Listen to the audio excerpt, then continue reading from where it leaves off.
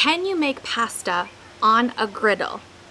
I'm a little skeptical, but I am always all about trying new things and seeing how they turn out, especially when you see other people enjoying delicious griddle pasta on the internet.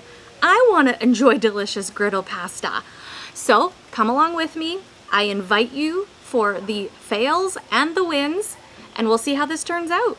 I've done all my prep work, so all my veggies, my bacon, my chicken is cubed and seasoned. I've got all the tools that I need, my tortellini, and my jar of pesto. We'll talk about that later. I am cooking the bacon and the chicken first, and I'm keeping them separate just so that I can watch the kind of time and temperature and make sure that they cook evenly because they are different sizes. But once they're about 3/4 of the way done cooking to where I want them, I'm going to mix them all together and get some of that bacon flavor and grease over to my chicken, move it off to the side to let it keep cooking, and that's when I start my veggies, but almost lose some tomatoes. Don't worry about it. Your tomatoes will blister, and then you'll be able to keep them more controlled. Or you can cut them in half, but I didn't do that.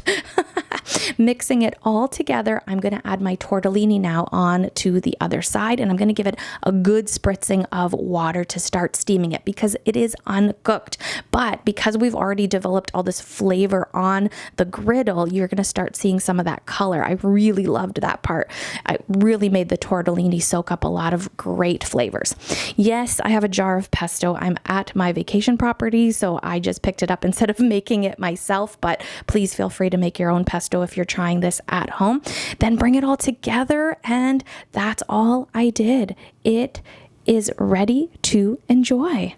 I am going to admit I was a bit skeptical, but damn, the flavor that comes out. I really loved it. I think if I took anything away from the first cook is that I would add a little bit more water and do a little bit more steaming just to make sure that that pasta is cooked right where I want it with the right amount of chew. If you have a griddle and you haven't done pasta yet, I hope you try it because I know that is not going to be my last time doing it. Thanks for joining me.